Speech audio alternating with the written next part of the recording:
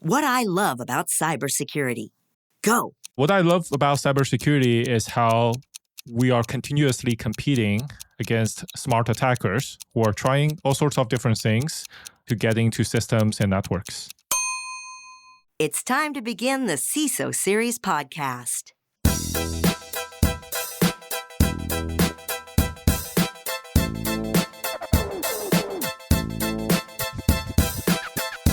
Welcome to the CISO Series podcast. My name is David Spark. I'm the producer of the CISO Series, and joining me for this very episode, you've heard him before, you're going to hear him again. It's Andy Ellis, who is the editor of How to CISO and the author of 1% Leadership. Andy, let people know what the sound of your voice sounds like. Good afternoon, folks, or depending on when you are in the world, good morning, good evening, or good night. That is Andy Ellis's Johnny Carson golf swing, as he likes to introduce himself. For those are our older listeners who remember Johnny Carson. Yeah, for the much older listeners, I barely remember that, David. Yes, you do. I pretend I barely remember that. You're not that young, I'll tell you that much. We're available at CISOseries.com. Our sponsor for today's episode, which, by the way, phenomenal sponsor of the CISO series, Dropzone AI, AI SOC analysts that never sleep, so you can. And most of us like to sleep. I'm a big fan of it. All right, Andy, before we jump into the show, you have started a series on, I believe, LinkedIn, or I don't know where it's living. It's on the blog. It's on howtociso.com, but I'm littering things on LinkedIn as well, so people can find it there. Yep. You're putting it everywhere. It's howtociso.com, which is kind of what we do on this show as well. So trust me, many of the material that Andy has in this will appear on this show. But if you want to get a jump start, you should just go ahead and subscribe. What the heck is it, Andy, and why'd you start it?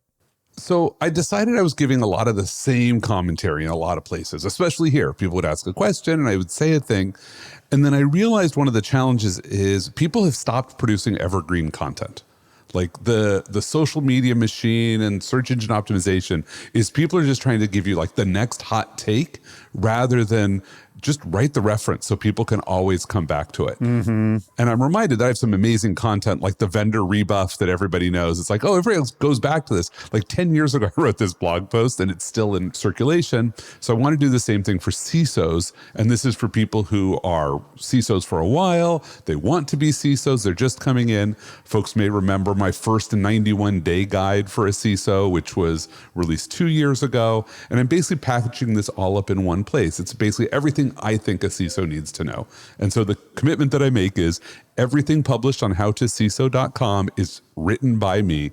There's no AI, there's no guest contributors. This is me. I might link to other CISOs whose opinions that I value and I think have useful things to say, but it's designed to be the reference for everything you need to know about a CISO. Andy, a lot of what we do here on the CISO series is also highly evergreen. Hence, what we have seen from people who download this show years afterwards. And not only that, per what you said about how to CISO, I've heard from many CISOs that they listen to this program to learn how to be a CISO. Absolutely. There's a lot of folks in our industry that are still learning or they're changing industries. And being a CISO in like power is very different than being a CISO in hospitality. The other thing we often hear is a CISO who is in one industry wants to hear what it's like from a CISO in another industry. Yes. We hear that all the time. All right, let's bring on our guest, who's going to help us with a nice conversation we're going to have about the AI, the SOC, OSINT, a lot of other good stuff. And I'm thrilled he's here. I met him actually in Las Vegas at Black Hat last year, and I'm expecting him to be at Black Hat again this year. And they've been a great sponsor of ours. It's our sponsor guest, the CEO and founder of Dropzone AI, none other than Edward Wu. Edward, thank you so much for joining us. Thank you for having me today. It's time to measure the risk. Quote, while OSINT, that'd be open source intelligence, continues to be a powerful tool in intelligence and investigations, its limitations in handling digital evidence must be scrutinized, especially in legal contexts. Now, this is what Paul Wright said of eCrime Intelligence. And the problem isn't just that social media and open source material contain misinformation, but that, quote, data collected through OSINT may reflect the biases of those who create or share it. Now, Wright argues for integration with digital forensics, with OSINT using forensic techniques like metadata analysis and file integrity checks to validate findings. But this creates a practical dilemma. What do you trust? Which one requires verification? So I'll start with you, Andy. So what's your framework for relying on open source intelligence? How do you balance thoroughness with investigation speed, which is another consideration?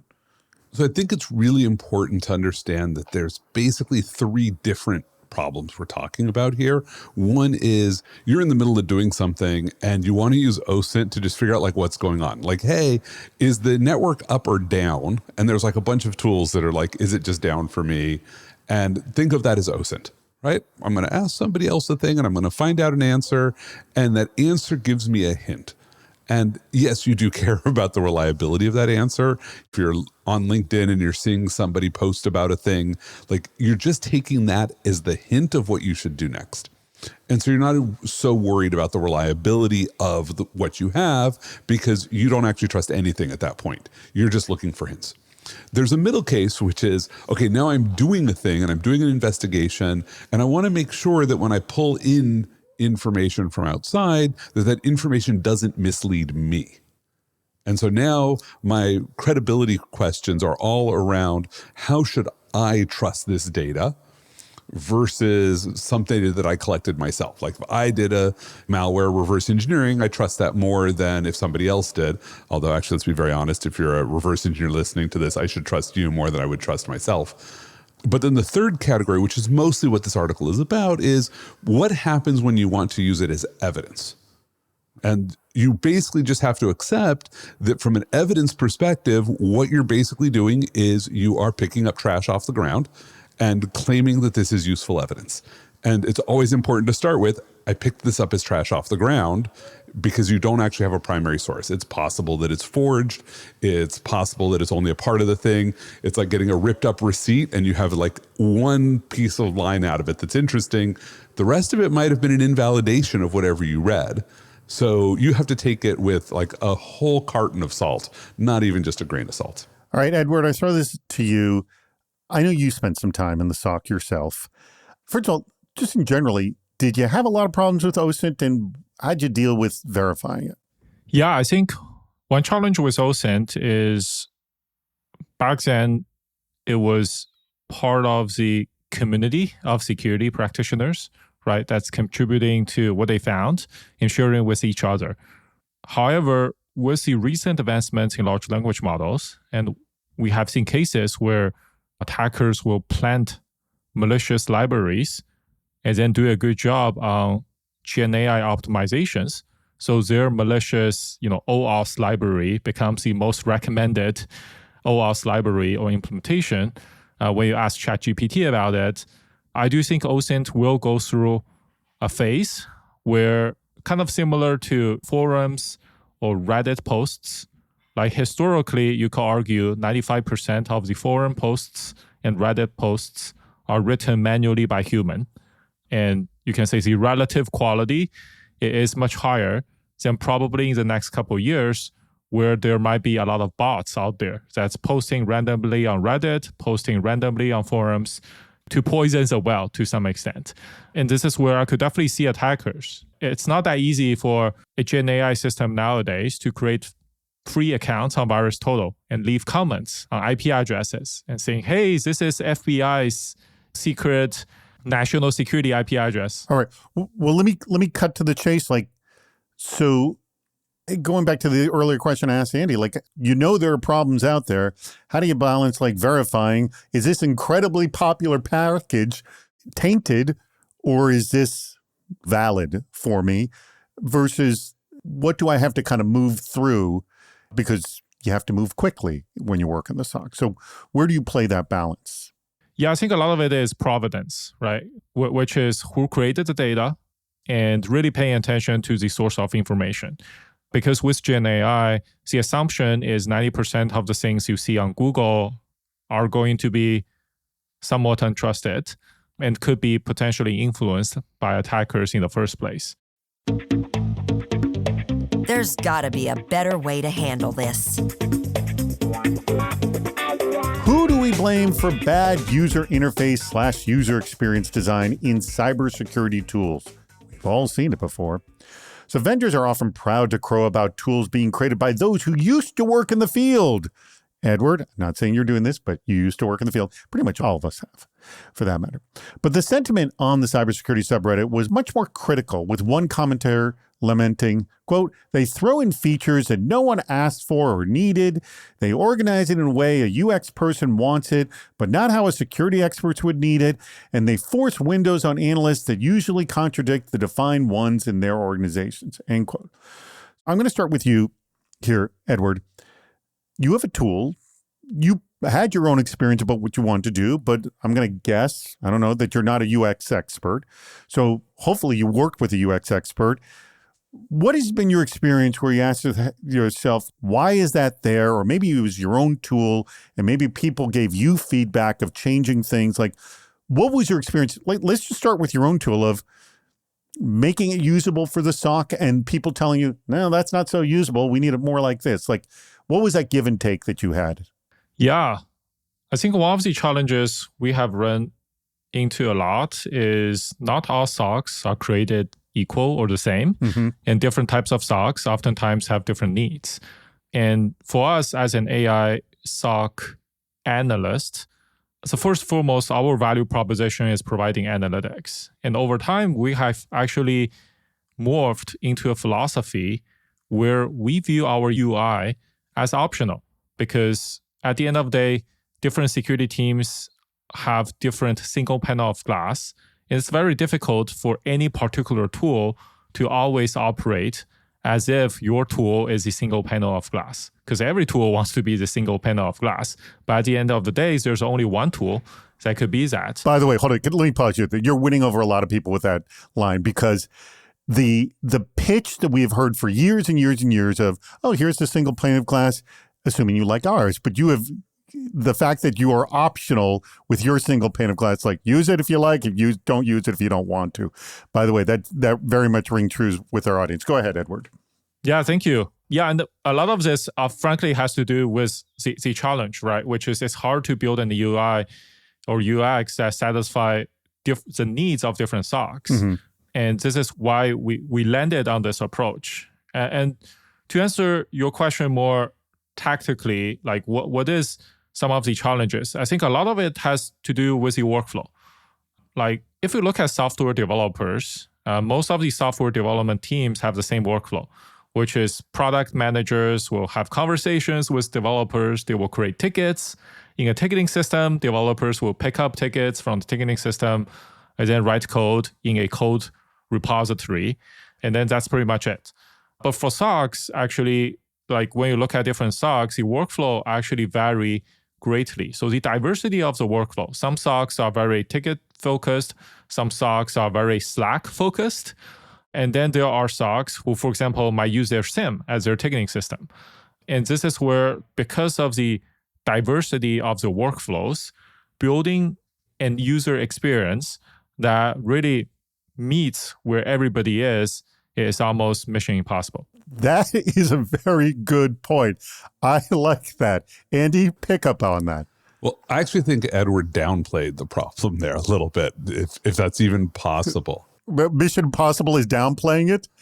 So the one big piece of the challenge is that the underlying capabilities are built by one set of people, and then the user interface is built by someone else.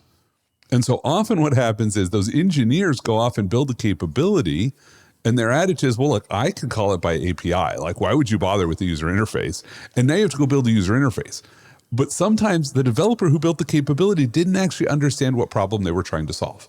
Like, I recall a time at Akamai when we were building how to manage the certificates on your origin server, not the certs that we had for you, but we had to validate the certificate that you had. And so we were building a front end for you to interact with, and we had to rebuild it 3 times because we could not get the engineers for the core capability to agree with the engineers for the front end capability to integrate with the professional services teams who would have to go talk to the customers.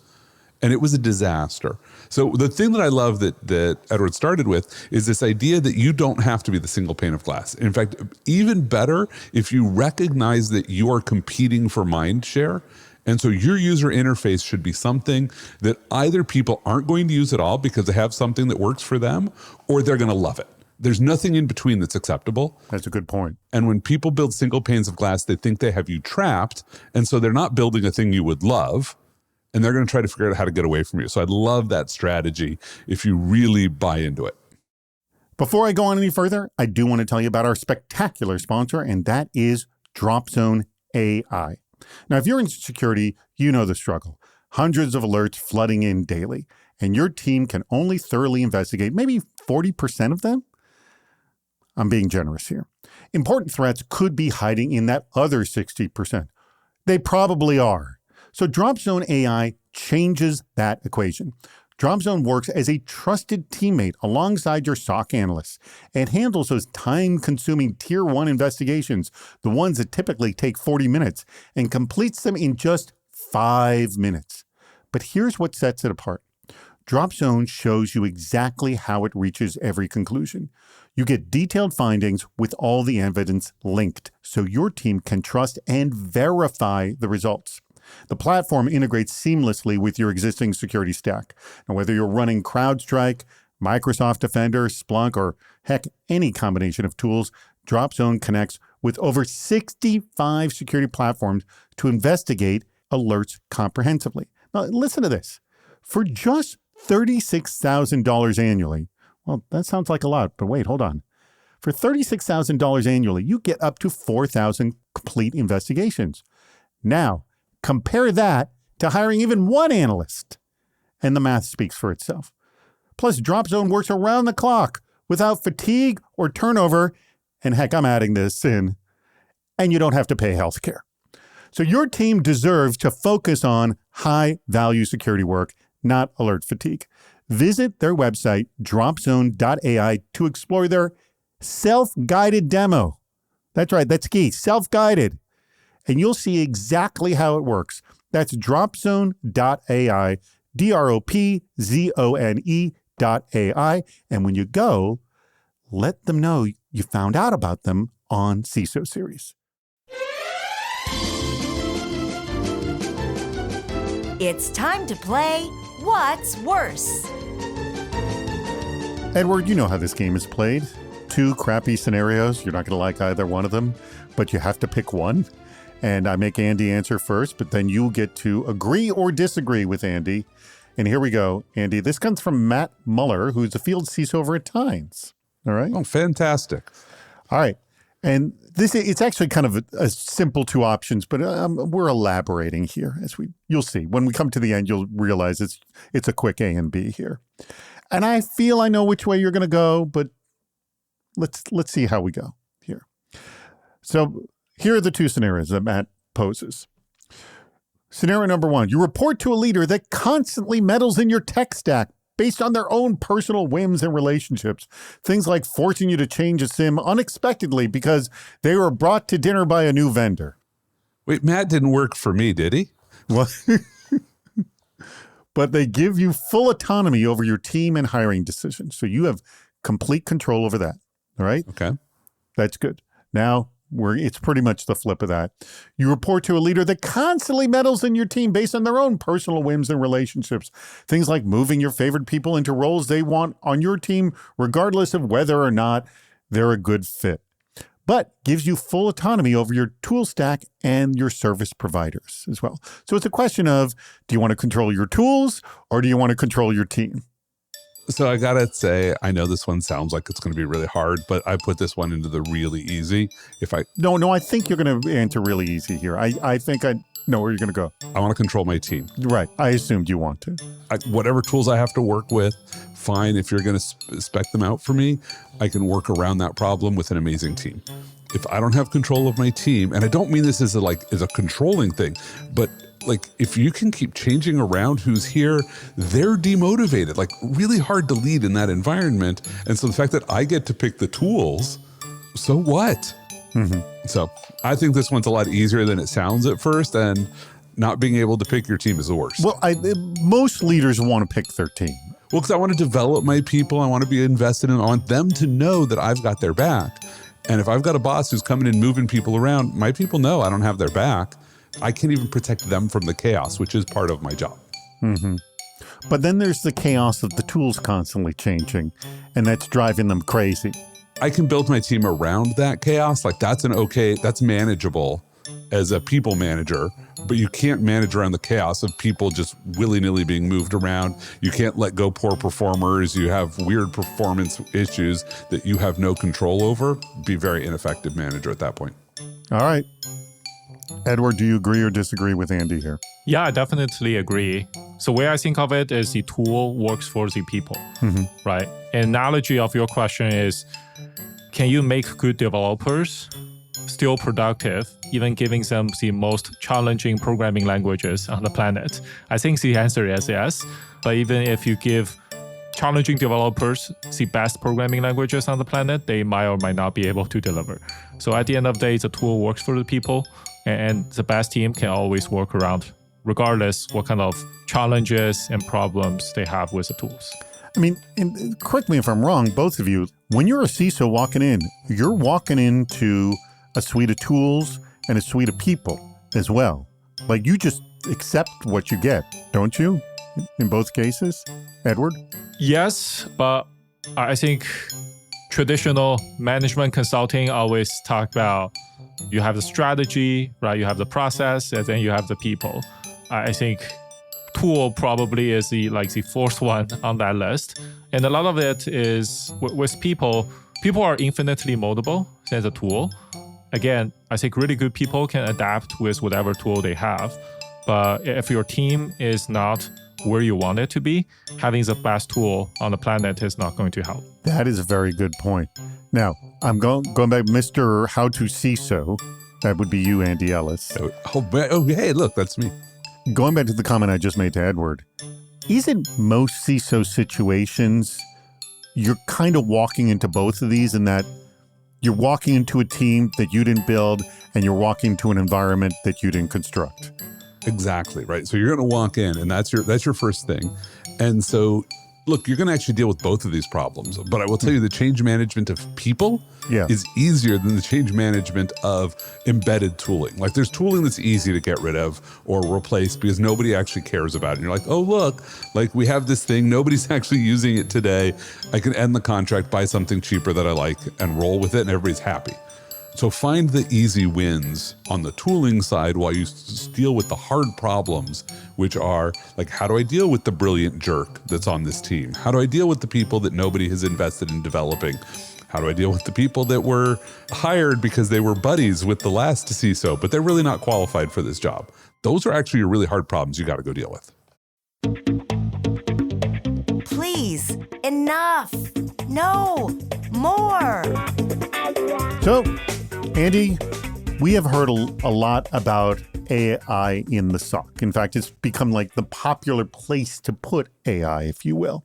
Yep. So I'm going to ask you the question of this segment. What have you heard enough about with AI in the SOC? And what would you like to hear a lot more? So I think everybody's talking about like, how do you replace tier one analysts with AI? Yes. Like that's the thing everybody just keeps repeating over and over and over again. And the reality is that the reason you have tier one analysts for 90% of their work is because you don't trust automation. This is not actually an AI problem. It's a little piece of that. It's that nobody actually trusts you to let automated systems make changes. AI is not going to solve that organizationally.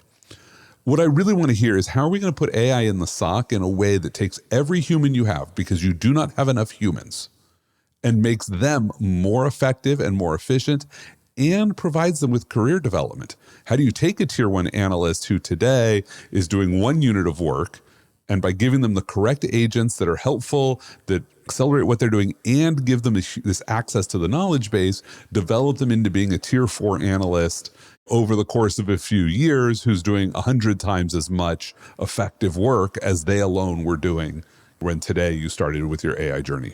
All right. Very good. Now, I take this to you, Edward. I know that this is kind of one of the things that Dropzone AI does is help support the lack of need of so much tier one analysts. But what have you heard enough about with AI in the SOC, and what would you like to hear a lot more?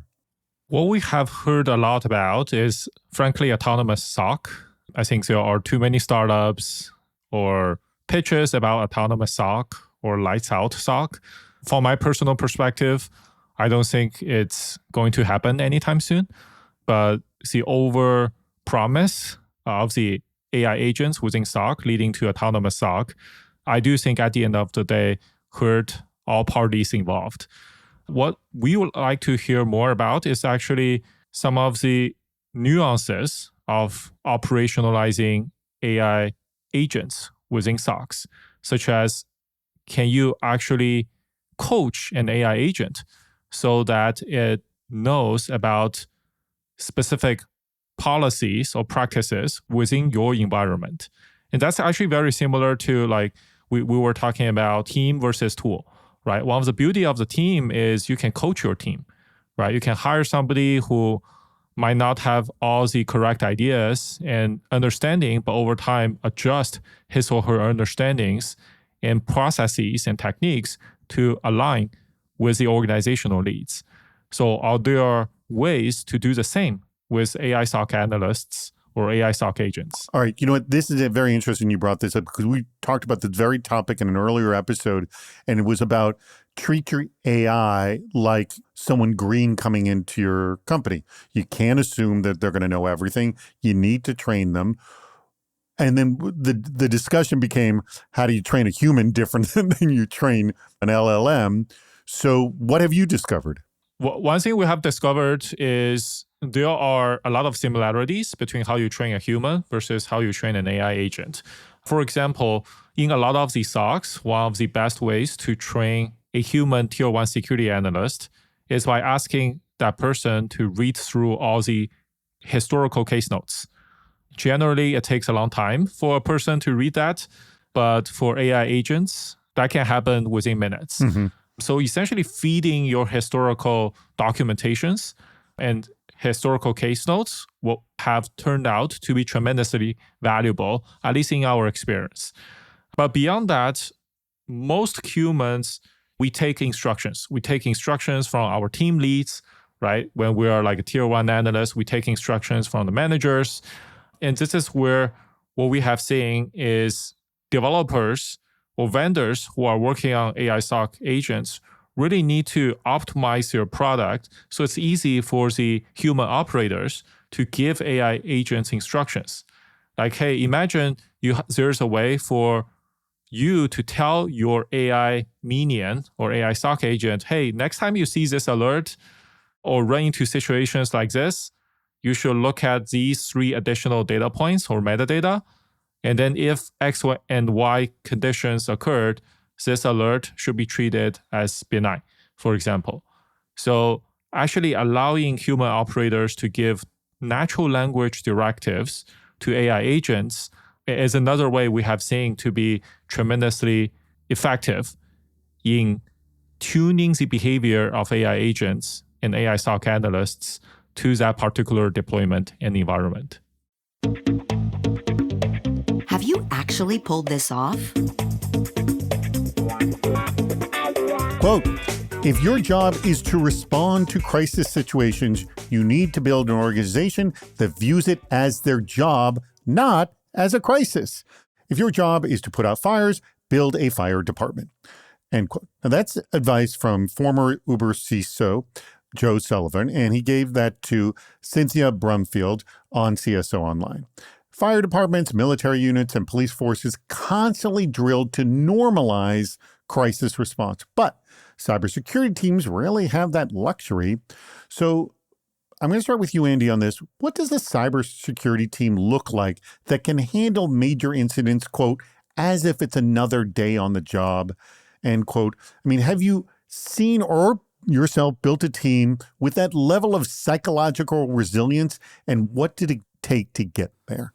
So I have, but I want to just say that Joe's made a very facile comparison here. We should note that 90% of what fire departments, military, and police forces do is not deal with crises, right? They are incidents, they're interesting, but it's not like every day the police force is out dealing with rioting in Los Angeles, for instance. Like that's a crisis that is very different than what they're used to. And so we should recognize that in the same way that they have to deal with this escalating layer, so do we. And good teams do. It's important to recognize that you have 3 different cadences that organizations tend to work at, and the security team has all 3, which makes them unusual. Right? So one cadence is the project case. Think of the governance team or the compliance team that basically, look, you work on a project timeline, like your architects are often doing this as well. Like nothing actually matters today. There's a deadline, you have to hit it, but you're not in any form of operational cadence. There's then the normal operational cadence of a ticket comes in, we have to go solve the problem right now. But if it comes in during lunch and we don't have the same responsibilities, it doesn't really matter. And 90% of operations is in that. And then there's the incident cadence. Something has just broken, and now we have to operate at incident tempo. And the thing that really matters here to make it work, and I've built a team that did this, my organization at Akamai actually oversaw all technical incidents for the entire company, whether they were security related or not. And what's really important is recognize, how do you get into incident tempo? How do you come out from it? How do you clearly communicate that we are in incident tempo? And how do you protect people? Like we had rules that said, within the first hour of an incident, you have to evaluate how long it's going to take to solve this incident. Because if it's going to take more than 8 hours, you have to figure out who's going to take over the incident in 8 hours and send them home. Because if it's 4 p.m. and everybody's working until midnight, you don't have a second shift to come on at midnight if you had everybody working instead of sending people home. So it's really important to have rigor, and that the people who oversee your incidents themselves, to them, this is now an operational cadence. Like you have a person who's running the processes, making sure the meetings are happening. And to them, this is just their operational day work. They might have subject matter experts who've popped in, and to them, it's an incident. They've dropped all their other work. But you need to have people for whom incident tempo is actually operations tempo, so that you can pull your people who work at, architect and project tempo and say, guess what? All your deadlines are now pushed out because you're solving this problem right now, and we're going to make it work. Love it. All right. I throw this to you as someone who worked in the SOC, Edward. When was it incident tempo? When was it crisis tempo? When was it project tempo? Could you manage all of that? Yeah, one thing I've seen around this is ultimately a lot of it has to do, at least in my experience, with level of automation. For any organization that's constantly responding to a variety of different inputs, whether it's SecOps, whether it's DevOps, a lot of it is you need to create capacity for yourself for interruptions. And one way you do that is by having a strong layer of automation. So similar to we as humans, when we are walking around and thinking about what to eat tonight, like we are not using our conscious brain to control different muscles on our leg to when we're navigating across a mall and a group of people. And this is where very similarly, I think in my experience, just with operations overall, having a basic level of automation. So 90% of the work can be automatically taken care of is tremendously important.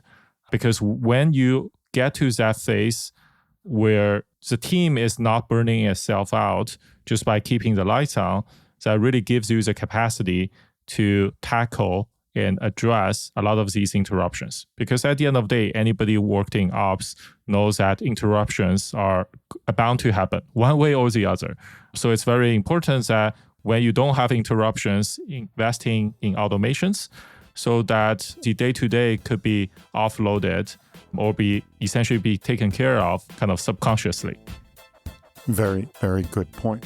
Well, that brings us to the very end of this show. Edward, I want to thank you. That was fantastic. We loved having you on this episode, and we greatly appreciate Dropzone AI for sponsoring this episode. Remember, AI SOC analysts that never sleep so you can More at dropzone.ai. Andy, any last thoughts from you on today's discussion? So I think it's that a lot of people are going to listen in and they're going to be like, oh, I just need more automation. And I think that the nuance that they've got to capture is you have to think about your whole organization, top to bottom, from your most junior AI to your most senior people. And how do you create surplus at every level where you can take work that is not valuable from the person who's doing it and extract that value with lower cost? Good point. Yeah, it's not just a tier one thing. It's something for everybody. We all can get value out of it. Right. What are you as a CISO wasting your time on that could be done by somebody else or by automation? Oh, wait, wasn't that the question just for you? Let me just shoot it right back at you, Andy. Top thing that CISOs waste their time on that automation could help? Meeting scheduling. Even if it's just a human is your automation. Mm-hmm. All right. I don't know good solutions for that with automation, though. Yeah, they're not so great. But look, honestly, like Calendly or Google Calendar links absolutely can help if you're willing to take the time in advance to set up the rules to make them effective for you. Very good. All right. Edward, thank you so much for coming today. Do you have any special offer you would like to give to our audience? Yeah, absolutely. So we have a self-guided test drive of our product on our website where you can instantaneously access to a real live instance of DropZone and click around and see how our technology can actually automate the investigations of different type of security alerts. You don't need to put in your credit card. You don't need to put in your phone number to talk to a salesperson. You can get access to it immediately. But if you want to put in Andy's credit card and phone number, can you do that? That assumes you already know Andy's credit card and phone number. I will come hunt you down if you do that. I know one of those. Thank you very much, Edward. Thank you very much, Andy. Remember, go to dropzone.ai and get access to that self-guided demo right now. To our audience, we greatly appreciate your contributions. Keep them coming. Keep sending what's worse scenarios. We have to stump Andy. I knew where you were going to go with this, but I liked the working it out. I did like this one. This was a good one, even if it was an easy one for me to pick. But yeah, no, it's like, think about how you would answer this one and maybe ask one of your friends too. There you go. Good point. By the way, we've heard from many, many people that they like to use the what's worse scenarios for their interview questions. Oh, I love that. And also, sometimes in team meetings, challenge the team. How would you handle this? Hey, if your team comes to the conclusion that I was completely wrong, come tell me. I want to hear it. Yes. And why? Like, what was I missing that they came to a different opinion? Good point. There is also the theory of, here, let me throw this out, and maybe our audience members, theory of there are tools that are so beloved by teams that anyone would jump to get the chance to use them, and tools that are so reviled by teams that they would run away from them. I think there's far more of those than in the other direction. All right. Audience, we greatly appreciate your contributions and for listening to the CISO Series podcast. That wraps up another episode. If you haven't subscribed to the podcast, please do. We have lots more shows on our website, CISOseries.com. Please join us on Fridays for our live shows, Super Cyber Friday, our virtual meetup, and Cybersecurity Headlines Week in Review. This show thrives on your input. Go to the Participate menu on our site for plenty of ways to get involved, including recording a question or a comment for the show. If you're interested in sponsoring the podcast, contact David Spark directly at david@cisoseries.com. Thank you for listening to the CISO Series podcast.